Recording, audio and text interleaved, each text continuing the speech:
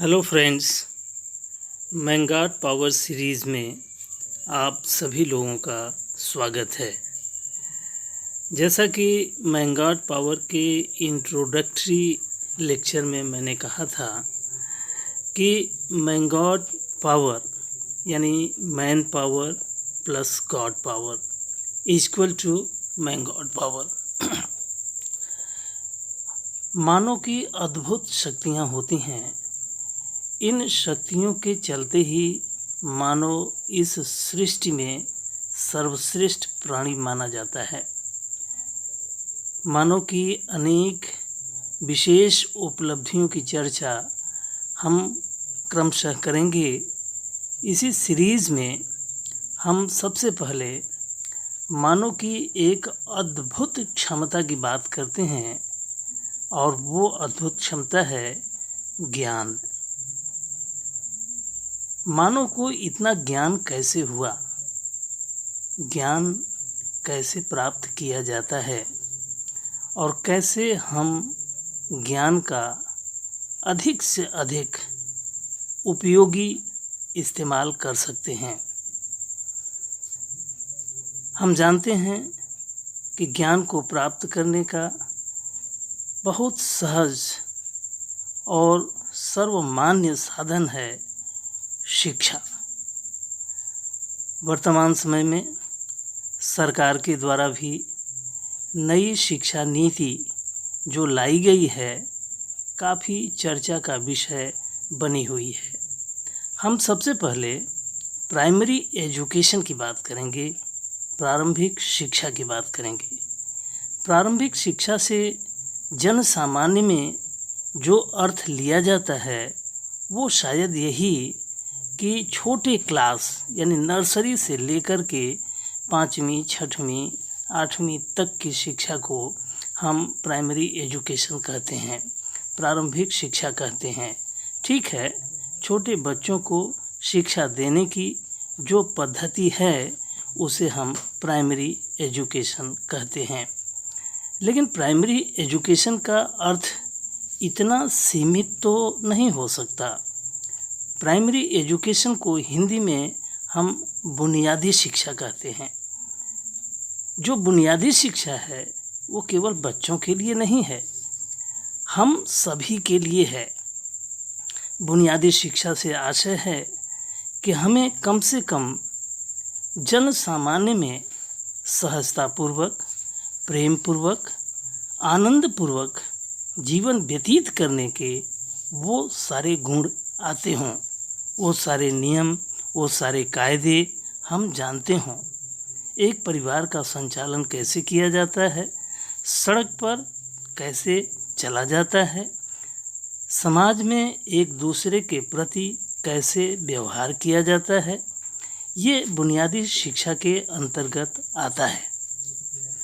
हम कभी कभी देखते हैं कि बहुत पढ़े लिखे लोग भी इन बुनियादी शिक्षा की कमी के शिकार होते हैं और जन सामान्य के बीच कुछ इस तरह का व्यवहार बर्ताव करते हैं जो स्वीकार्य नहीं होता है, जो कलह का कारण बनता है, जो आपसी मतभेद का कारण बनता है। तो बुनियादी शिक्षा जीवन के हर पहलू पर इशारा करती है, हर क्षेत्र में लागू होती है। फिर भी हम शिक्षा के माध्यम से और विशेषकर बच्चों की शिक्षा के माध्यम से एक नए संसार के सृजन की बात करते हैं। कहा जाता है कि बच्चे भविष्य के लिए एक नींव का काम करते हैं। आज के बच्चे कल के भविष्य हैं, लेकिन हम आज के बच्चों का लालन पालन, शिक्षण, प्रशिक्षण किन विधियों से करते हैं, कैसे करते हैं, ये ध्यातव्य होना चाहिए। इस पर हमें विशेष गौर करना चाहिए। हम जब बच्चों को विद्यालय में भेजते हैं तो बड़ी बड़ी अपेक्षाएं लेकर के भेजते हैं। अच्छे विद्यालय का चयन करना हर माता पिता की एक जिम्मेदारी होती है, लेकिन अच्छे विद्यालय के चयन के मापदंड जो हम अपनाते हैं वो हमेशा हमारे हर पैमाने पर खरा नहीं उतरता है। कभी कभी बहुत महंगे विद्यालयों में पढ़ने वाले बच्चे बुद्धि में, तेजस्विता में वो नहीं कर पाते हैं जो हम उनसे अपेक्षा करते हैं। तो हर माता पिता की ये अपेक्षा होती है कि उनके बच्चे पढ़ने में तेज हों, दिमाग से प्रखर हों, बुद्धि में निपुण हों, कुशल हों और जीवन में सफलता प्राप्त करें। इन सब बातों के लिए बुनियादी शिक्षा का होना बड़ा आवश्यक होता है। कभी कभी हम बच्चों से बहुत ज़्यादा अपेक्षाएं कर लेते हैं, लेकिन यहाँ सोचना है कि क्या हमारी सारी अपेक्षाओं को पूरा करने की सारी जिम्मेदारी उन छोटे बच्चों पर ही है। जैसे एक उदाहरण से अगर हम इस बात को आगे बढ़ाएं तो शायद समझने में और भी आसानी होगी। माना कि आप किसी सड़क से जा रहे हैं, अगल बगल में लहलहाती फसल को देख करके आप किसे श्रेय देंगे, फसल को या उस फसल की पैदावार करने वाले किसान को? निश्चित ही आप उस किसान की तारीफ करेंगे जिसने अपने कला कौशल से इन लहलहाती फसलों को खड़ा किया है, जिन्हें देख करके आप आनंद विभोर हो रहे हैं। दूसरा दृश्य देखें कि आप किसी कलाकार को चित्र बनाते हुए देखते हैं, उसके चित्र पर मोहित हो जाते हैं। आप किसकी प्रशंसा करेंगे, चित्र की या चित्रकार की? आप किसी पेंटिंग को देखते हैं, मंत्रमुग्ध हो जाते हैं, उस पेंटिंग की प्रशंसा करेंगे या पेंटर की प्रशंसा करेंगे? तो निश्चित ही आप पेंटर की प्रशंसा करेंगे, क्योंकि उसने अपने कला कौशल से इतनी सुंदर तस्वीर आपके सामने प्रस्तुत की, आप मंत्रमुग्ध हो गए। ठीक इन्हीं बातों को हम बच्चों के ऊपर लागू करें कि बच्चों को बहुत ही इंटेलिजेंट आप पाना चाहते हैं, बहुत ज़्यादा प्रशिक्षित, शिक्षित और तेज़ दिमाग वाला आप चाहते हैं। तो क्या इसके लिए बच्चों की जिम्मेदारी है? निश्चित ही इसके लिए माता पिता की जिम्मेदारी है। शिक्षा के क्षेत्र में हम प्रायः दो तरह की शिक्षा की बात करते हैं। एक औपचारिक शिक्षा की बात करते हैं और एक अनौपचारिक शिक्षा की बात करते हैं, जिसे हम फॉर्मल एजुकेशन और नॉन फॉर्मल एजुकेशन कहते हैं। औपचारिक शिक्षा से आशय ये होता है कि हम किसी सिस्टम के तहत, स्कूल के करिकुलम के तहत, एक निश्चित मानदंड के तहत, निश्चित कोर्स के तहत बच्चों को शिक्षा देते हैं, दिलाते हैं। और अनौपचारिक शिक्षा होती है जो हम घर में, परिवार में, माता पिता, परिवार के सानिध्य में, दोस्तों के बीच रह कर के, समाज में रह कर के प्राप्त करते हैं। सर्वे बताता है कि औपचारिक माध्यम से हम केवल 10% सीखते हैं और अनौपचारिक माध्यम से हमारा 90% शिक्षण और प्रशिक्षण होता है। तो जो अनौपचारिक माध्यम है, उन अनौपचारिक माध्यमों में सबसे बड़ी जिम्मेदारी या सबसे बड़ा जो उत्तरदायित्व है वह परिवार पर जाता है, माता पिता पर जाता है और सबसे पहले कहें तो माँ पर जाता है। परिवार का वातावरण कैसा है, माँ, पिता और परिवार के अन्य सदस्य बच्चों की शिक्षा के प्रति कितने जागरूक हैं, कितने सजग हैं? क्या वो उन सारे पैमानों का पालन करते नज़र आते हैं? कभी कभी लगता है कि हम बच्चों की शिक्षा के प्रति बड़े सतर्क हैं। गार्जियन से कभी कभी बात होती है और वो बड़े सहज भाव में, बल्कि अहंकार पूर्ण मुद्रा में कहते हैं कि हमने बड़े अच्छे पब्लिक स्कूल में बच्चे का एडमिशन कराया है, खूब ढेर सारा धन खर्च कर रहे हैं और बच्चों की शिक्षा में किसी भी प्रकार की कमी नहीं आने देना चाहते हैं। और वास्तव में हम बच्चों की शिक्षा के लिए किसी भी प्रकार की कमी नहीं रखना चाहते हैं, किसी भी प्रकार के अभाव का बोध बच्चों में नहीं होने देना चाहते हैं। शायद यही हमारी कमजोरी इंगित होने लगती है।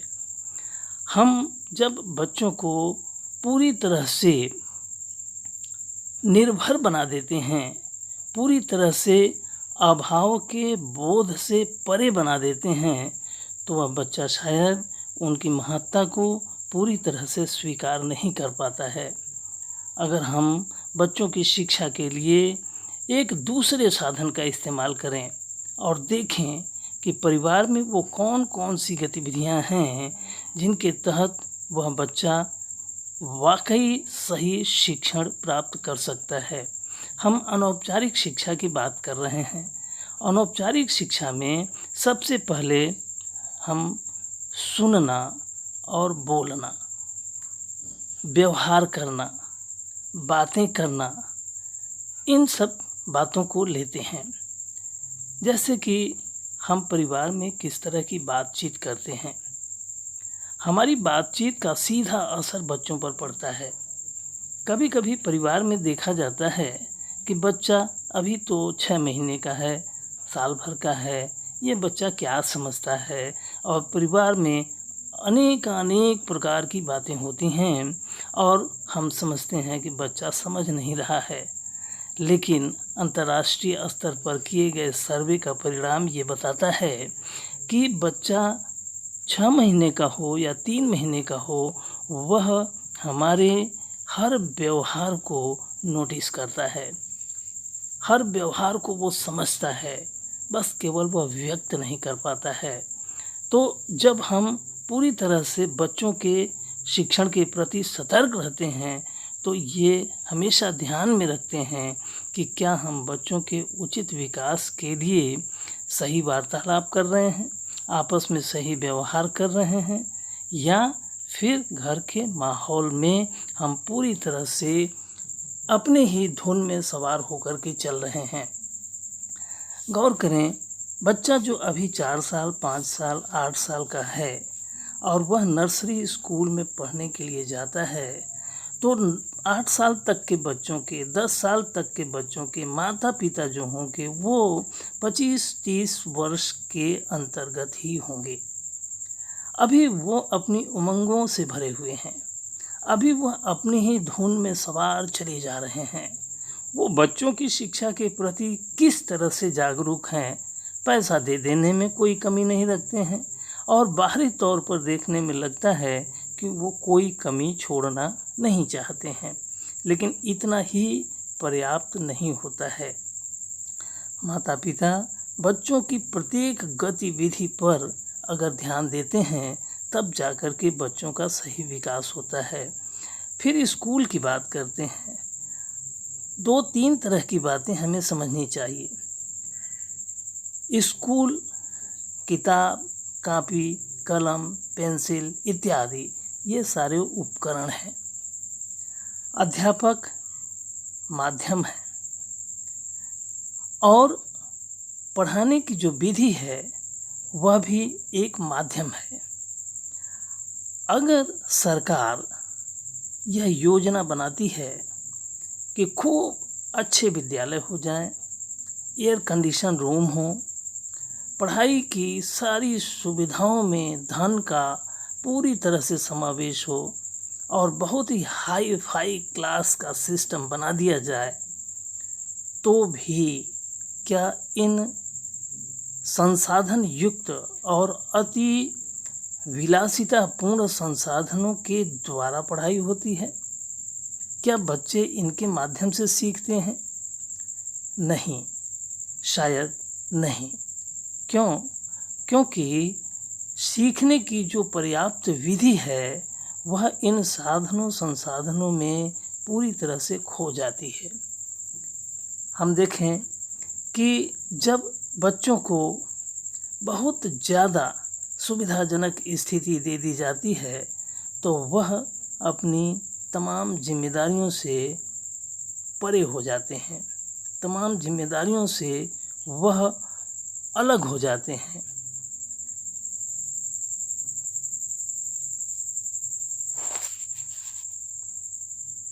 हर गार्जियन यह सोचता है कि हम बच्चों को किसी भी प्रकार के अभाव से गुजरने नहीं देंगे।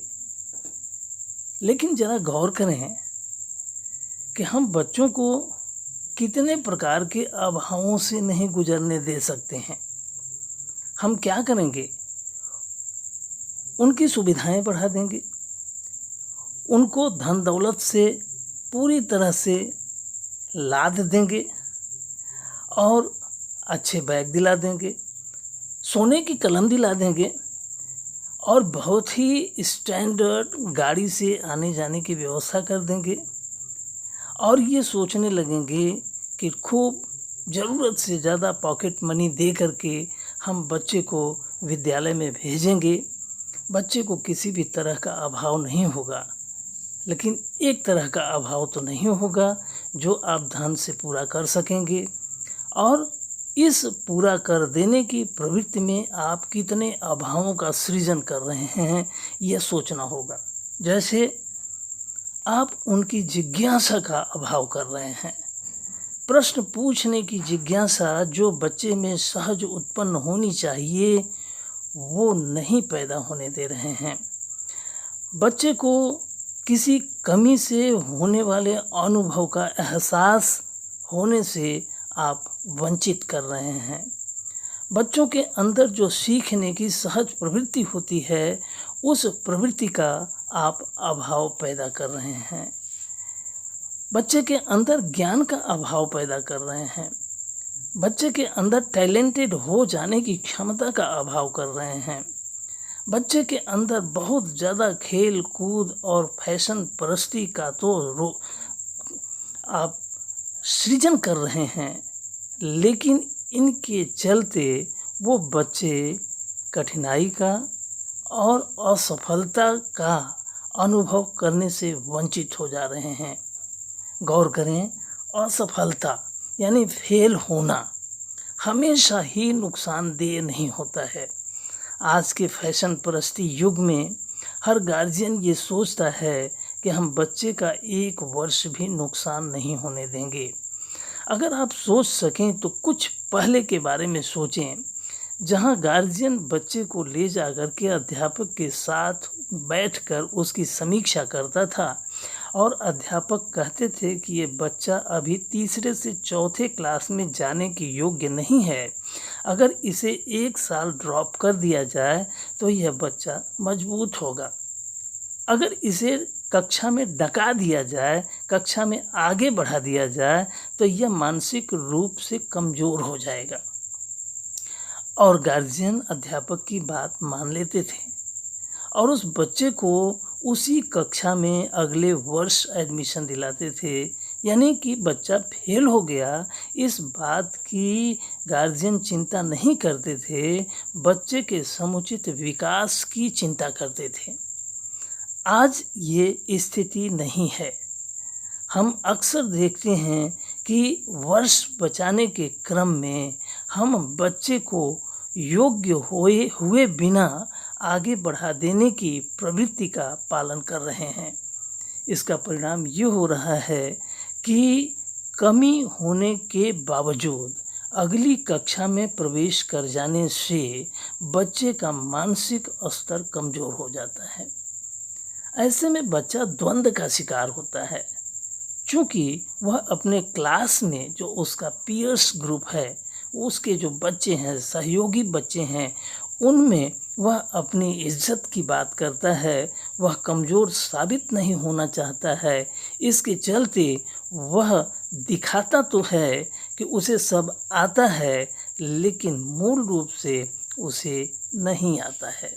और ये नहीं आने का क्रम जब लंबे समय तक जारी रहता है तो वह बच्चा और आगे जा कर के कमज़ोर हो जाता है।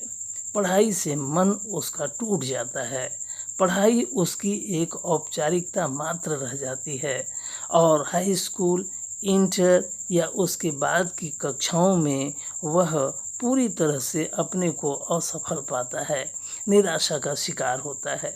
इतना ही नहीं, इसके लिए हमें ये भी सोचना है कि आज का जो युग है ये प्रतियोगिता का युग है।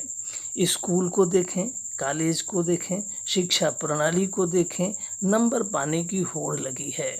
एक समय था, आप ज़रूर याद कर सकेंगे, जब हाई स्कूल में केवल पास हो जाने मात्र से परिवार में खुशी का माहौल हो जाता था। क्या कि बच्चा पास हो गया।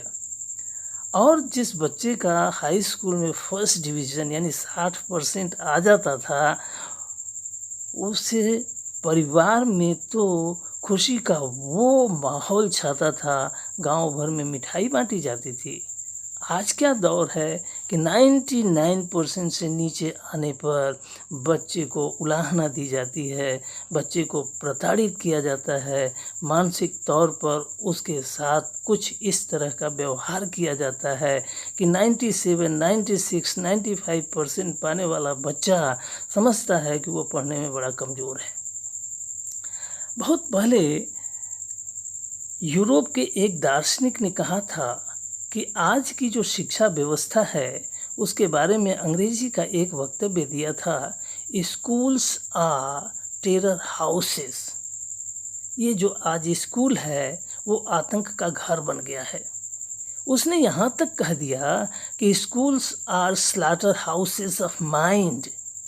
ये जो विद्यालय है मस्तिष्क का स्लॉटर हाउस हो गया है, कसाई खाना हो गया है।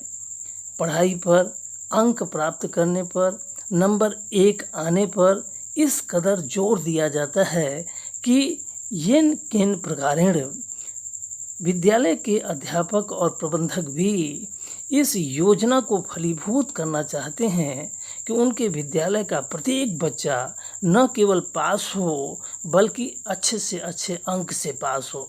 इसके लिए वो फेयर एंड फाउल दोनों मीन्स अपनाते हैं और उन अयोग्य बच्चों को भी योग्य ठहरा देते हैं जो आगे चल करके अपने लिए ही घातक साबित हो जाते हैं। फिर हमारे पढ़ने लिखने और पढ़ाने लिखाने का साधन क्या होता है? हम रोट लर्निंग पर चलते हैं।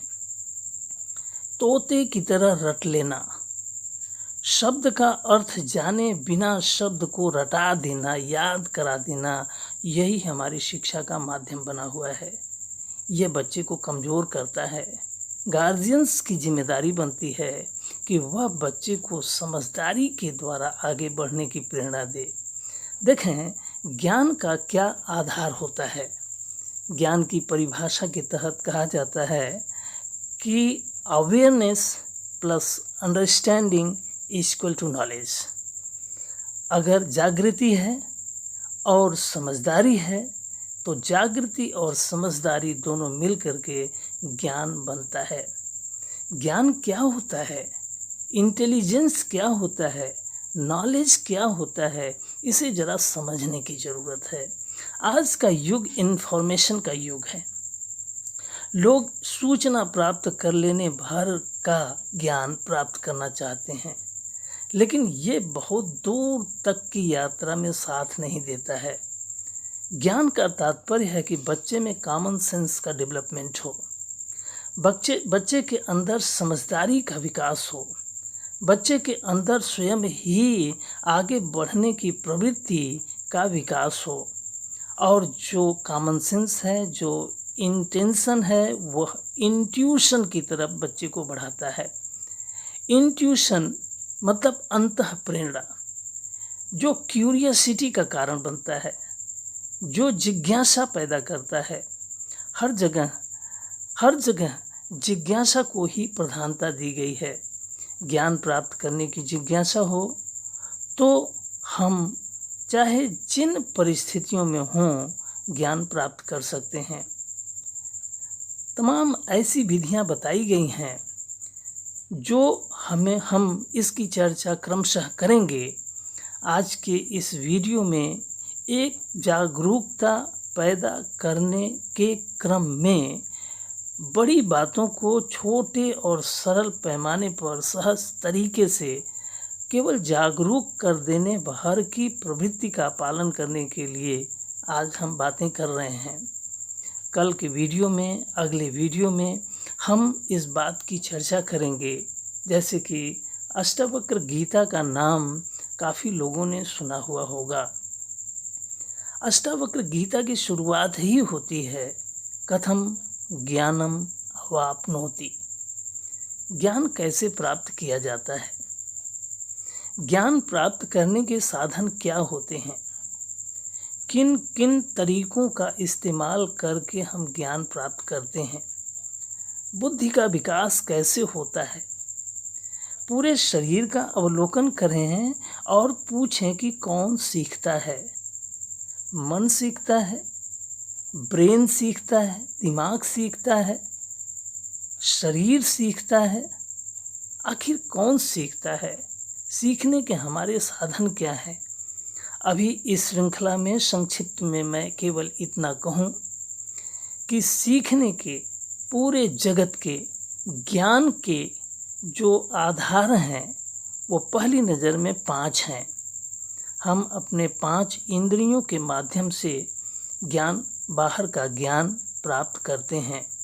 आँख से देखते हैं, कान से सुनते हैं, जीभ से स्वाद लेते हैं, त्वचा से महसूस करते हैं इत्यादि। ये हमारी 5 इंद्रियां ज्ञान को प्राप्त करने का प्रत्यक्ष स्रोत होती हैं।